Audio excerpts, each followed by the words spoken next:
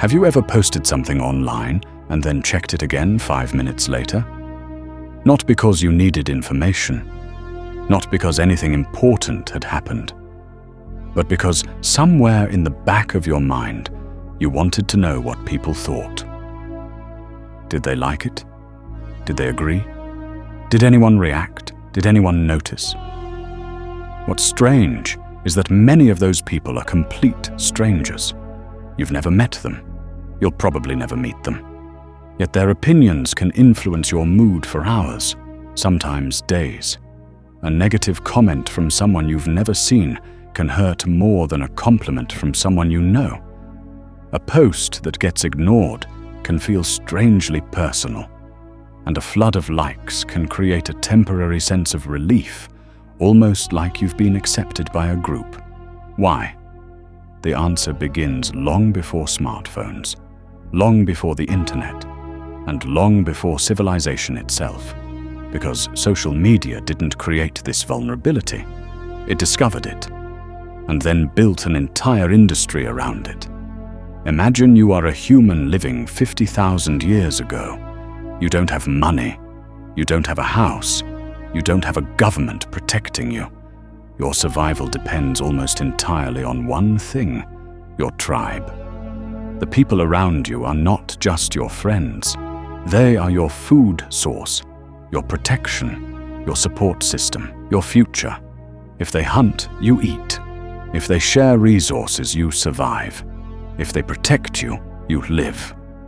But if they reject you, things become dangerous very quickly. Being excluded from the group wasn't merely embarrassing. It could be a death sentence. A lone human in the prehistoric world faced predators, starvation, injuries, and harsh environments without support. Our ancestors didn't evolve to survive alone. They evolved to belong, which means natural selection favored people who paid very close attention to social approval. The individuals who noticed disapproval, conflict, or exclusion had a better chance of repairing relationships before they were pushed out. Over thousands of generations, this sensitivity became part of the human mind. Your brain learned a simple rule: acceptance equals safety, rejection equals danger. That rule helped humans survive. The problem is that your brain still follows it today. The modern world looks different. But your brain is running ancient software. It still monitors social signals. It still scans for approval. It still wants reassurance that you belong. The difference is that your tribe used to consist of maybe 100 people. Now your tribe can appear to be millions, and social media has turned social feedback into something your ancestors never experienced: constant measurement. Every post becomes a score. Every photo receives a number. Every opinion gets judged publicly. Every interaction creates visible evidence of acceptance or rejection. For the first time in human history, people can quantify social approval in real time. Likes, views, shares, comments, followers. Your brain interprets these numbers as social information, not because they're important, but because your brain cannot fully distinguish between modern digital signals and ancient social signals. To your nervous system, approval still feels like safety, and rejection still feels threatening. This helps explain a strange behavior many people experience. You can receive 99 positive comments and 1 negative comment. Which one stays in your mind? Usually the negative one. This isn't because you're weak, it's because your brain evolved to prioritize threats. Psychologists call this the negativity bias. Negative information often receives more attention than positive information because ignoring danger had greater consequences than ignoring praise.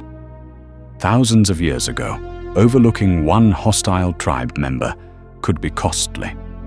Overlooking one compliment didn't matter much, so the brain developed an alarm system, and social media activates it constantly. One critical comment, one disapproving response, one person disagreeing with you. Suddenly your mind becomes obsessed, not because the comment is important, but because your ancient survival system treats social disapproval as a possible threat. Researchers have found something fascinating. Studies using brain imaging have shown that social rejection activates some of the same neural regions involved in physical pain. One famous study, led by Naomi Eisenberger, used a virtual exclusion experiment called Cyberball. Participants believed they were playing an online ball-tossing game with other people. Eventually, the other players stopped including them. The result? Brain regions associated with distress and pain became active. The brain reacted to social exclusion as if something genuinely harmful had happened. This makes evolutionary sense. For prehistoric humans, exclusion wasn't merely emotional, it was dangerous. So evolution linked social pain and physical pain together. Both served the same purpose: protect your survival. Today, getting ignored online obviously isn't life-threatening, but your brain doesn't always recognize that difference. The emotional system reacts first. Logic arrives later. Social media companies understand this dynamic better than most people realize. Their platforms are built around human attention, and attention is strongly connected to social feedback. Every notification carries uncertainty. Someone liked your post, someone replied, someone followed you. Maybe something exciting happened. Maybe something threatening happened. Your brain wants to know. This uncertainty creates anticipation, and anticipation triggers dopamine. Many people misunderstand dopamine. They think dopamine creates pleasure. Not exactly. Dopamine is more about pursuit, motivation, seeking, curiosity, wanting. It pushes you toward potential rewards. The same system that motivated ancestors to search for food now motivates people to refresh apps. The reward isn't guaranteed. That's what makes it powerful. Sometimes there's a like, sometimes there isn't. Sometimes there's praise, sometimes criticism. The unpredictability keeps people checking again and again and again. But perhaps the biggest psychological trick social media performs is expanding the audience. Your ancestors worried about the opinions of a small tribe. You worry about the opinions of hundreds or thousands of people. Some people spend enormous emotional energy managing impressions for individuals they've never met. They carefully craft posts, delete photos, rewrite captions, monitor engagement, analyze reactions, all because their brain perceives social evaluation as important. The strange part is that the human mind was never designed for this scale. Evolution prepared us for small groups, not global audiences, not viral content, not public performance 24 hours a day. Yet many people now experience life as if they're constantly standing on a stage. This creates another problem: comparison. Imagine a prehistoric tribe. You might compare yourself with a few dozen people, maybe 100. That's manageable. Social media changes the equation. Now you're comparing yourself to the most successful, attractive, talented, wealthy, and charismatic people from around the world at the same time, every day. The human brain struggles with this because comparison evolved as a local tool. It helped ancestors understand their position within a group. But social media transformed local comparison into global comparison. And no matter how successful you become, someone always appears better. More attractive, more accomplished, more popular, more admired. The comparison never ends, because the pool never ends. Ironically, many people believe they are seeking connection online, and often they are. Humans genuinely need connection. That's real. but social media frequently offers visibility instead. Those are not the same thing. Being seen feels good. Being understood feels better. Being noticed feels rewarding. Being known feels deeper. The human nervous system evolved around genuine relationships, face-to-face interaction, shared experiences, physical presence, trust built over time. 1,000 likes cannot fully replace one meaningful conversation, because your emotional brain evolved in tribes, not algorithms. This may explain why some people feel strangely lonely even while being constantly connected. They are receiving information, attention, updates, reactions, but not necessarily belonging.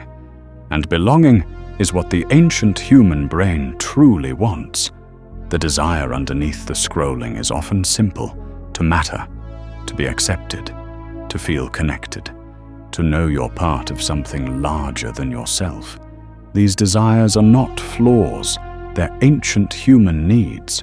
The problem arises when modern systems exploit them. So what can you do? The goal isn't to stop caring what people think. That's impossible. And honestly, it wouldn't be healthy. Humans are social creatures.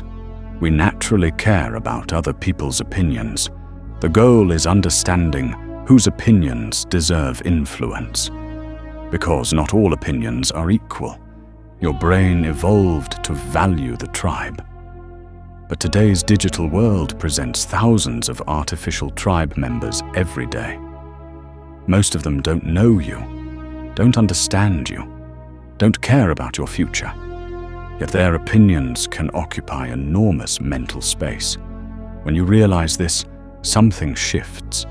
You begin asking a different question. Not, what do people think of me? But, why am I giving this person's opinion so much power? The next time a stranger's comment bothers you, pause for a moment. Remember what your brain is trying to do. It's not malfunctioning. It's performing an ancient survival strategy. A strategy that helped your ancestors stay connected to the group. A strategy that once increased the odds of survival. The feeling is real, but the threat usually isn't. You are not standing alone on a prehistoric plane. You are not being expelled from a tribe. You are seeing pixels on a screen. Your nervous system may not immediately know the difference, but your awareness can. And awareness changes everything. Because once you understand the instinct, it becomes harder to manipulate. You stop treating every opinion as a verdict, every comment as a judgment, every number as a measure of your worth. You begin seeing social media for what it really is. A modern machine built on ancient human psychology. And perhaps the most important thing to remember is this. The instinct to belong is not your weakness. It's one of the reasons humans survived long enough to build civilizations, tell stories, create communities, and change the world. But the same instinct that once protected us can also trap us when it's placed in an environment it never evolved to handle. Your brain wasn't designed for millions of opinions. It was designed for meaningful relationships. And the more you remember that, the less power strangers have over your sense of self. Because your value was never meant to be measured by likes, followers, views, or comments. Those are modern inventions. The need beneath them is ancient. And what the ancient human mind has always wanted is something far simpler. Not an audience, a tribe.